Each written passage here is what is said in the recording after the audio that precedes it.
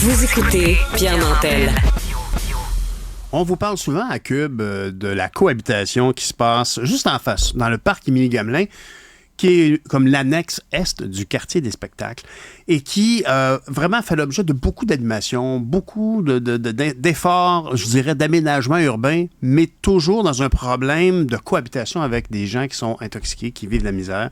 On en parle souvent, puis on déplore certaines initiatives et ça crée des tensions. On en parle avec dans la chronique sociologique de notre chercheur à l'Institut de recherche et d'information socio-économique, Julia Posca. Bonjour, Julia. Bonjour, Pierre. Alors, effectivement, cette cohabitation-là, elle est complexe, puis elle l'est même de plus en plus, je dirais, au centre-ville, en tout cas.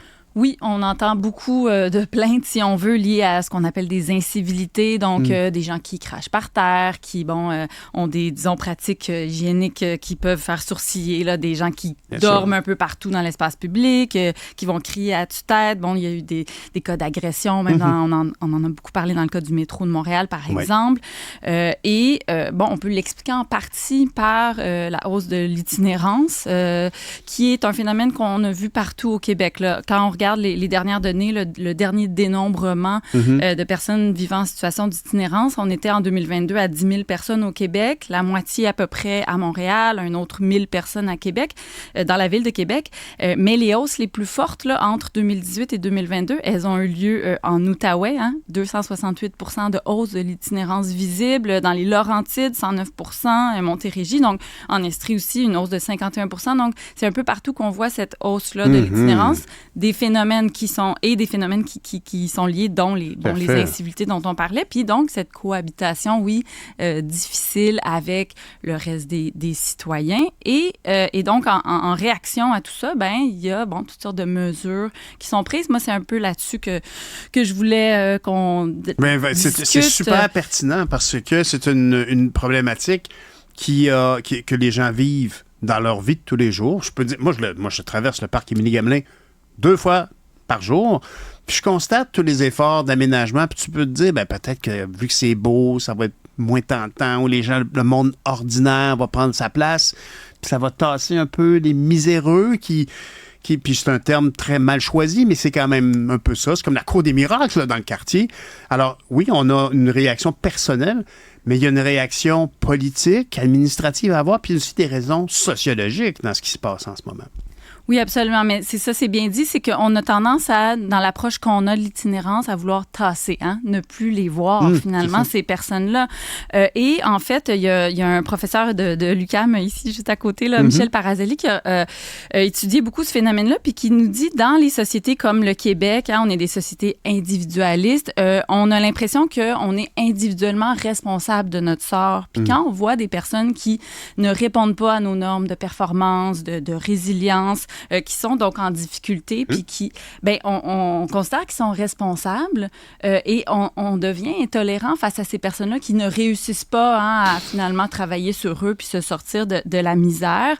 Et donc, on voit aussi des résidents, des commerçants qui vont avoir l'impression que l'espace public, c'est un peu une extension de la propriété privée, de leur propre espace privé, et donc vont vouloir chasser ces personnes-là sans s'attaquer à la racine du problème, pourquoi ils sont dans la rue. Puis du côté des pouvoirs publics, on a aussi, puis ça, c'est pas nouveau, une vision des villes comme une marque. On veut vendre nos villes à l'international, on veut attirer des capitaux, on veut attirer des touristes, et donc on va organiser pour ça des festivals, on va aménager les places publiques, comme le parc Émilie-Gamelin, pour que ce soit festif. Oui, mais sauf que ce faisant, qu'est-ce qu'on fait? On aménage l'espace public pour que ce soit plus difficile, justement, d'y dormir. On va avoir des escouades qui vont tasser les personnes itinérantes ou consommatrices de drogue. Et donc, on est vraiment dans une logique souvent d'effacement puis de judiciarisation aussi. Il y a des études qui ont montré là, que, encore une fois, qui portent sur la ville de Québec et de Montréal, une hausse des constats d'infraction qui sont émis à l'endroit des personnes itinérantes. Une hausse assez importante. Et ça doit d'ailleurs être tellement inutile parce que, à la limite, ce sont des frais administratifs parce que l'amende sera, règle générale, pas payée. Je me semble de me voir un gars qui a été chez Coin de la rue avec un verre de McDonald's toute magané pour payer son ticket. Voyons donc. Absolument. On Fait voit que des c'est gens. sûr que tout ça, ça sert à rien. C'est ça, c'est inefficace, c'est coûteux parce que oui, il y a des frais liés à ça et c'est contre-productif absolument parce qu'on on enfonce souvent les personnes dans une forme de précarité. Et donc là, justement, ça pose la question, bon, si cette approche-là n'est pas la bonne, quelle approche il faut adopter? Puis pour adopter la bonne approche, il faut s'intéresser, mais qu'est-ce qui fait qu'il y a autant de gens qui se retrouvent dans la rue avec des problèmes de santé mentale? Quand on regarde les causes qui font que les gens sont dans la rue, sans surprise, la première, c'est parce qu'ils se sont fait expulser de leur logement. Puis pourquoi? Dans la plupart des cas, c'est parce qu'ils n'ont pas été capables de payer leur loyer. Donc, derrière l'itinérance, il y a la précarité économique, il y a la pauvreté, mais il y a aussi, parmi les causes qui amènent les gens à perdre leur logement, le fait de consommer des substances, donc problèmes de toxicomanie, des conflits avec le conjoint, donc des problèmes de violence conjugale, problèmes de santé mentale, j'en ai parlé, donc un enjeu de difficulté d'accès aux soins. Et donc, ce qu'on se rend compte, c'est que derrière le sort de ces personnes-là, il y a aussi notre incapacité collective dans notre société à répondre à des problèmes oui. sociaux, parce que puis là, on regarde justement, on s'intéresse à nos politiques publiques des 20-30 dernières années, puis qu'est-ce qu'on voit? On a sous-investi dans, par exemple, les soins de santé, les services sociaux, notamment l'accès à des soins pour la santé mentale. Ou simplement l'accès à un médecin de famille normal. Parce que ce monde-là, si tu vas au CLSC puis qu'ils attendent dans le fil d'attente ou qu'ils sont assis à côté de toi, là, tu t'organises pour être assis à côté, tu as peur de pogner une tique ou je sais pas trop quoi qu'il va avoir. Je veux dire, c'est la difficulté d'avoir un suivi médical standard, parce que ce monde-là, ils vont dans une salle d'attente puis on voit bien à la BANQ, pour plusieurs bibliothèques, l'accueil de personnes sans domicile, de personnes errantes, c'est un enjeu là, quotidien. Et évidemment, toi, quand tu t'en vas chercher ton dernier livre là, de Anne Lagacé-Dawson, tu vas trouver ça difficile parce que c'est pas à ça que tu t'attends. Tu t'en vas dans une bibliothèque puis tu croises 2-3 itinérants. Et tout ça repose un peu sur ce que tu as évoqué en tout début de chronique, c'est-à-dire cette notion qu'on a l'impression que c'est bien dur, mais reprends-toi, reprends sur toi. Tu sais, on a le goût de dire ça, puis moi, je peux dire ça, là, je veux dire, je suis pas fier de ça, mais c'est profond en nous. Je sais pas d'où ça vient, mais c'est profond, ce sentiment de dire, secoue-toi un peu, puis prends-toi en main. Puis quand tu vois les histoires de drogue dure auxquelles les gens sont dépendants, profondément, tu sais, quand on voit qu'on a des endroits où on peut avoir des injections supervisées, on se dit que c'est la bonne chose à faire, mais ça ne rentre pas facilement dans le cerveau moyen, je dirais. Non, parce qu'on a tendance à considérer que c'est des citoyens de seconde zone. En fait, on les voit même plus comme des citoyens, ou même comme des êtres humains, ces personnes-là. Et donc, on veut simplement ne plus les voir.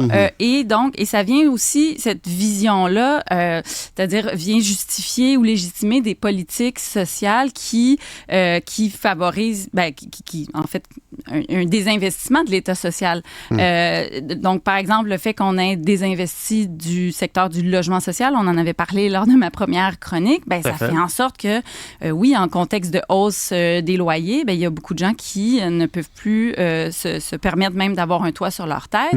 Mais donc, ces politiques-là vont avec, c'est ça, une certaine vision qu'on a de ce que l'État doit faire, ou les municipalités. Ou le meilleur soutien à nos groupes communautaires, par exemple. Par exemple, qui sont aux premières loges, donc, pour venir en aide à ces personnes-là. Et donc, évidemment, si on veut pouvoir régler le problème en prenant soin des personnes itinérantes et en les aidant à faire face à leurs problèmes, il faut non pas essayer de les cacher parce que de toute façon, on repousse le problème juste plus loin, mais il faut plutôt donc avoir des politiques sociales qui vont répondre à leurs besoins et non pas des politiques dont le seul objectif, là, c'est de faire justement faire croître l'économie. Ce qui est la politique qu'on met de l'avant quand on fait juste... Parce qu'on pense toujours que l'économie, si elle va bien, mais l'argent va percoler jusqu'aux nécessiteux. Exact. J'utilise plein de termes qui se disent plus. Hein? Oui. Ça n'a pas de sens. Mais on sait que c'est ancré, c'est très loin, cette vision-là, justement, de l'itinérance puis de la pauvreté comme, justement, comme des parasites, finalement. Donc, oui, donc, dans quoi il faut investir? Ben oui, dans le logement social, dans des services de santé qui vont être accessibles, sans stigmatisation, parce que c'est aussi un problème que ces personnes-là vivent. Donc, des services de consommation supervisés.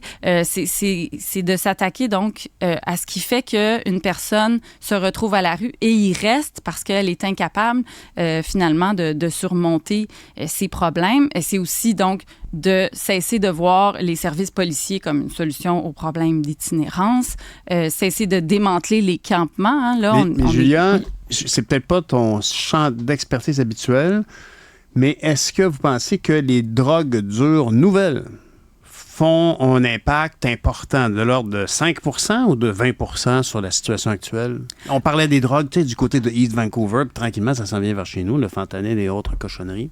Oui, c'est les personnes consommatrices de drogue se retrouvent donc à acheter des substances qui sont de plus en plus toxiques. Mais encore là, le fait de leur donner des constats d'infraction ou de les incarcérer, ça ne règle pas leur problème de dépendance. Elles ont besoin donc de soins spécialisés pour répondre à ce problème-là. Puis encore là, par exemple, à Vancouver, ils ont voulu justement décriminaliser les drogues pour aider. Oui, décriminaliser. Je me souviens, au NPD, on voulait décriminaliser les drogues dures pour que ce soit un enjeu de santé et non pas un enjeu de sécurité judiciaire. Oui. Exactement. Ça n'a pas fonctionné? Bien, c'est-à-dire que ça n'a pas fonctionné parce que, d'une part, on n'a pas laissé le temps au projet pilote disons, faire ses preuves, mais surtout parce qu'on n'a pas, c'est-à-dire ajouté les services sociaux nécessaires pour venir en aide aux personnes. Donc là, on a dit, ah non, ça ne fonctionne pas. Alors que ça fait des années qu'on est dans une logique de judiciarisation et qu'on ne règle pas les problèmes de consommation de drogue. Donc, il faut qu'il y ait toujours cette approche-là de ne pas criminaliser, mais surtout d'amener les services pour régler le problème qui, encore une fois, est ancré, l'itinérance dans les inégalités, dans la pauvreté, l'exclusion sociale. C'est un énorme chantier dont on constate les problèmes quand on traverse les rues de Montréal ou même ailleurs, comme vous l'avez spécifié. Et c'est une profonde conviction qu'on a de ça, influence, colore nos choix politiques.